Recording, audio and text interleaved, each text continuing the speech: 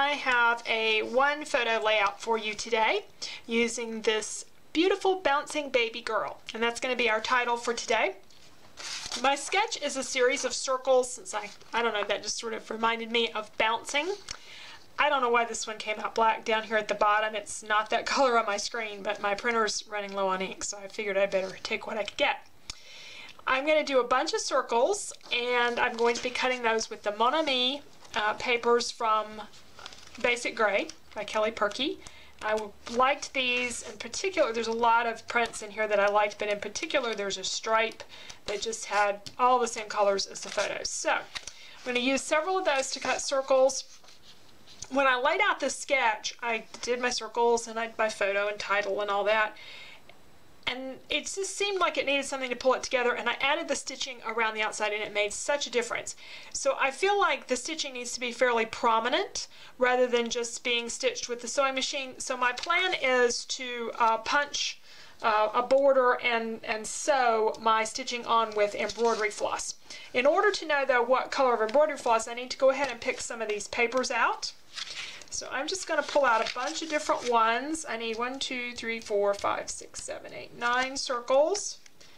And when I do these things, I usually like to do as many different patterns as I can. I really love that floral, and the solid pink I thought would be good for journaling. This will go in my stepdaughter's album, so I'm going to let her do the journaling for it. She was babysitting and got this picture of her niece. Just need 1 or 2 more here. I think I have enough reds. I'm not sure if I'm going to use these little raindrops, but I'll go ahead and add that paper to the list. I know I want to use that sticker up there, the J'adore sticker. Looking at some twines for that thread, and I've pulled out this thread that I buy at Hobby Lobby, but sometimes they have them on sale. It's a DMC thread, and I don't remember the number for it since I've kind of lost the original packaging, and I just have it wrapped around a piece of chipboard. But it's a great thread because it's a little thicker than regular embroidery floss. I'm using my paper piercing pack from Stampin' Up! And punching my holes. I'm using every other hole in the template, and I'll just go all the way around doing that.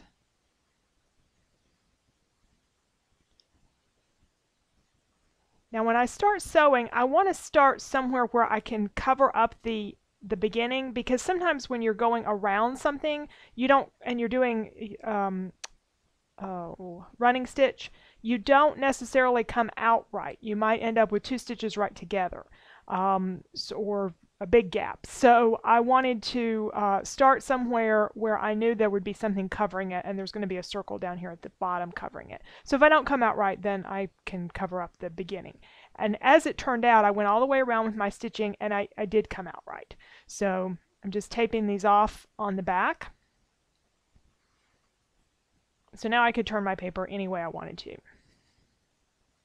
And we'll come back to that in a moment after we cut some circles. You could cut your circles with punches, with a die cutter. I'm using my old Creative Memories circle cutters, and I'll probably use these as long as my blades will hold out, because they're handy. They're right here at my table, and I'm used to them. You can't do every size with them, but I like the fact that I don't have to create a lot of space, put down a big template for them, and I don't have to go over to my die cutter, so I can just quickly cut a bunch of circles. Starting with some of the largest ones, especially that stripe, since that's one I really loved and wanted to be prominent, and I think I'll go ahead and do the pink and make it a particularly large circle. It's about 4 inches or so around, or 4 inches across, I should say. And that will give me a place to put the journaling. And then we'll just go ahead and cut up all the others. That floral, I think, will be up in the upper left-hand corner. I'm getting some of the other designs that are my favorites, and then kind of fill in the small ones. Yeah, that's where the floral is going to go. And my sketches are all done to a 6-inch scale, so I measured it, and it's 1.5 inches on the sketch, so it'll be 3 inches going across roughly.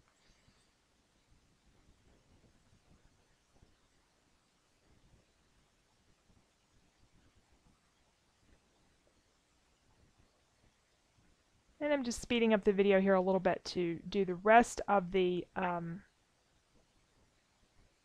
circles. One of the ones I definitely want to do is that sticker, and we'll get to that one in just a moment. This green paper that I liked, the red, the gold. I liked the bolder patterns.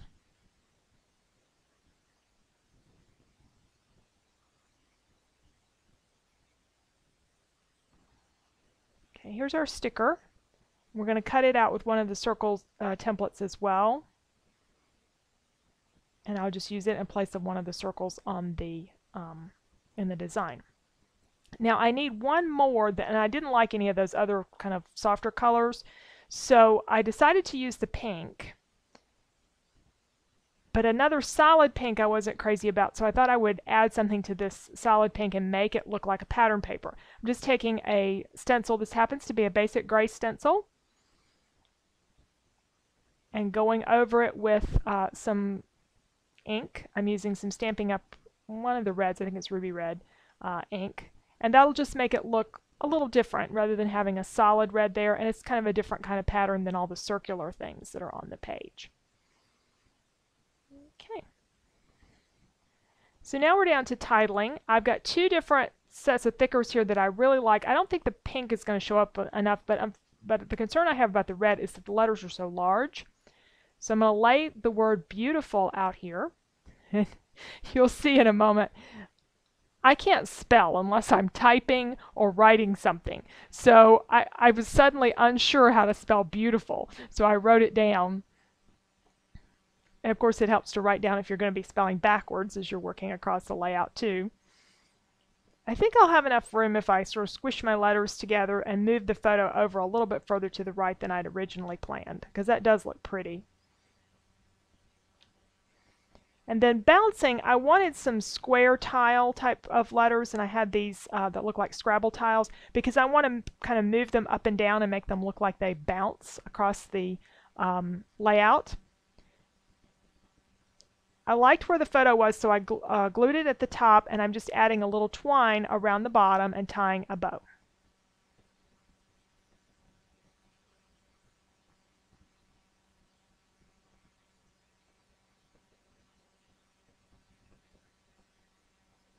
And that's some doodlebug twine.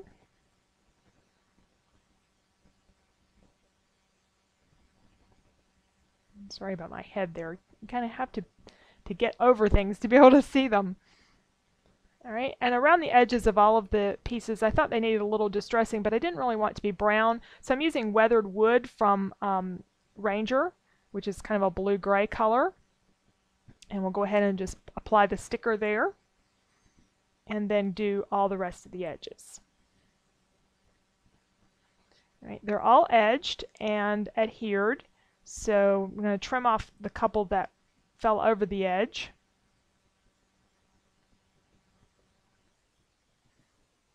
And that way I can tell better how this is all looking before I put the words on. Now I know I want the word beautiful to be straight across, so I'm going to use my ruler to line that up a bit. And I will trim out a little bit of this part where I got my head in the way. I used the gridded mat and then the ruler going across on the lines of the mat to make sure everything is nice and straight. I have a basic gray mat, which I need to get it out more and use it, as it helps doing these kind of things tremendously. Now bouncing, as I say, I don't want that to be even. I want that to be going up and down. I've got a kind of a space there around the F in beautiful that I can use.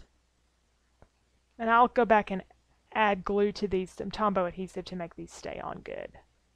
And bouncing baby, and I haven't decided if I want to do the word girl at this point. I think I may have enough title there without that.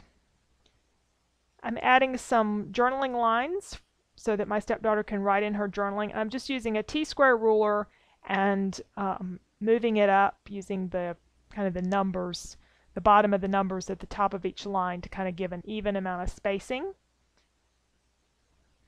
And then she'll have plenty of room to add a little journaling about the this particular day or just about her niece in general, however she wants to. I thought the layout needed just slightly more embellishment, so I'm going through some buttons, something else round but a different texture. Some really small ones there. I do have one sticker that works really well. And finally decided on some smaller buttons. The big ones just seem to be a little bit too big. Up at the top, that one green one though is a little dark, and I go back to the stickers and the thickers to see if there's anything else I can use up there. And finally I pulled out a small or a green transparent button. It's a little larger, but because it's transparent, it doesn't really jump out at you.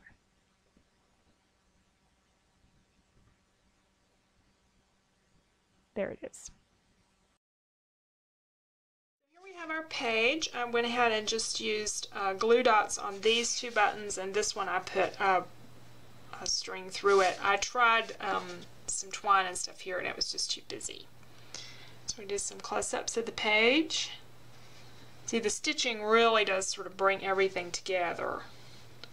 Yeah, I've left some room for my stepdaughter to do some journaling, and I put the baby's name and age down in the lower right-hand corner. So we can see, follow the sketch really closely. Do an odd number of circles. You could obviously vary the number of circles, whatever you wanted it to be, but I did an odd number, and the only thing I did was maybe scoot the photo over just a little bit to accommodate the title.